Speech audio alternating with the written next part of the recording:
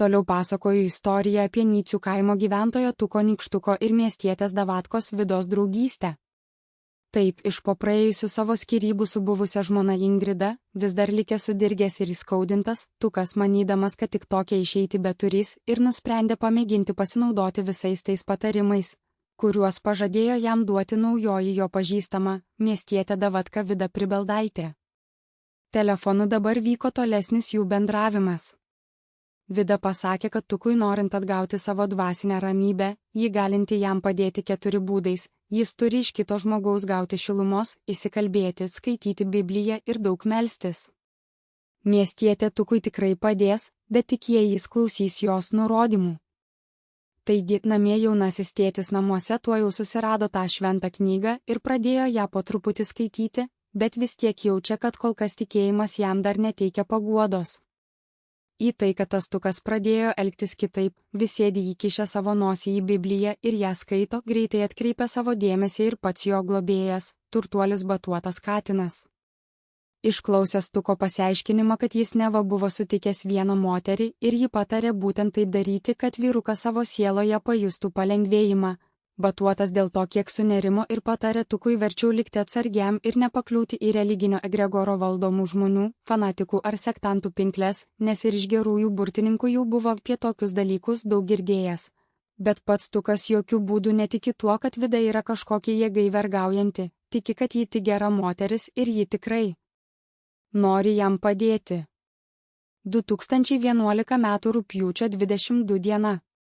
Štai kūrybinis šio vyriško ir nuoširdaus pokalbio variantas, vykęs katinų šeimos namuose Nyciuose, praėjus 10 dienų po pastarojo Tuko susitikimo su Vida. Pokalbis katinų namuose Nyciuose, 2011 m. rugpjūčio 22 diena. Vakaras Nyciuose buvo ramus, tačiau katinų namų antrajame aukšte esančioje svetainėje tvyrojo keista atmosfera. Prie stalo ant sofos sėdėjo Tukas, pasidėjęs ant kelių storą, seną Bibliją ir sutelkęs visą dėmesį vertė puslapį po puslapio. Šalimai savo jam skirtame mažame jaukiame pintame krepšyje saldžiai parpė miegodamas Tuko vienintelis vaikas, jo kelių mėnesių amžiaus sūnelis Kenas. Į kambarį sunkiais užtikrintais žingsniais įžengė jo globėjas, vietinis turtuolis Batuotas katinas. Jis kurį laiką tyliai stebėjo jaunąjį tėtį, įkišusi nosį į šventą knygą, kol galiausiai pasirėmė į staktą ir giliai atsiduso. Na, Tukai. Žiūriu į tave jau kelintą dieną ir džiaugsmo nematau žemų, ramiu balsu prabilo Batuotas. Vis sėdi su ta knyga, o kakta suraukta. Kas čia per nauja mada Nyciuose? Nuo kada tu tapai tokiu giliai tikinčiu?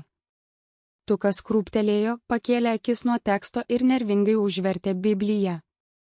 Jo veide matėsi nuovargis ir vidinis pasimetimas. Žinai, Batuotai, pradėjo Tukas, taisydamasis ant sofos.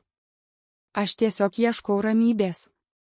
Po visko, ką patyriau su kėžėte Ingrida, man sieloje vis dar visiška tamsa, viskas sudirgė, skauda. Kupiškyje buvau sutikęs vieną moterį. Vida Pribeldaitę.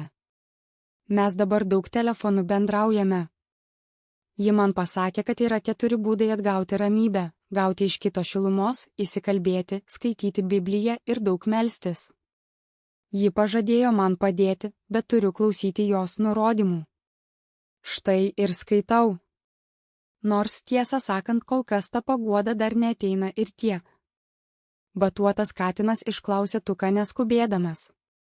Jo veidas surimtėjo, o akyse pasirodė tikras tėviškas susirūpinimas. Jis priėjo arčiau, atsistojo pasilenkęs kiek šalimai Tuko ir sunkiai uždėjo ranką ant sofos atlošo krašto. Moteris, sakai. Nurodymų klausyti? Tukai, paklausyk vyresnio ir gyvenimo mačiusio žmogaus. Aš dėl tavęs rimtai sunerimau.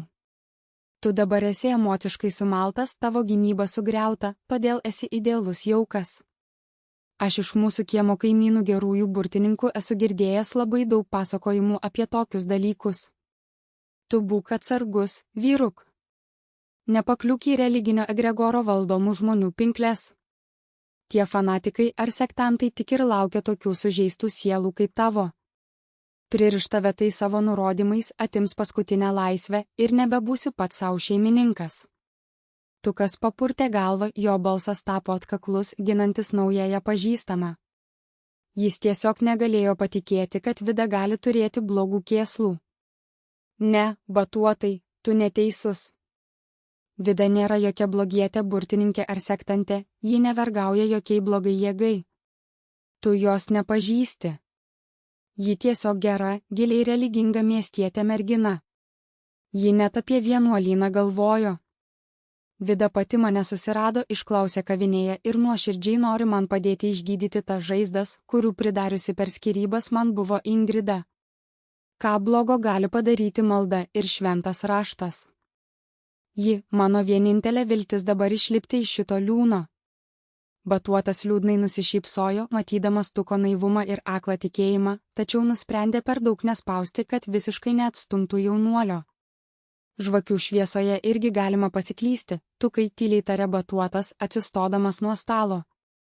Šventas raštas yra gerai, jį labai stipriai mėgsta dvasingi asmenys, bet kai žmogus pradeda diktuoti sąlygas ir reikalauti paklusnumo mainais į dvasinę šilumą, čia jau prasideda kontrolė. Bent man asmeniškai tikrai taip atrodo. Aš tavęs jėga nelaikysiu, bet mano žodžius įsimink. Katinų namų durys tau visada atviros, tu man visada buvai ir būsi tikrų mano globotiniu, bet savo galvą ant pečių turėk pats, o neatiduok tai merginai iš Kupiškio.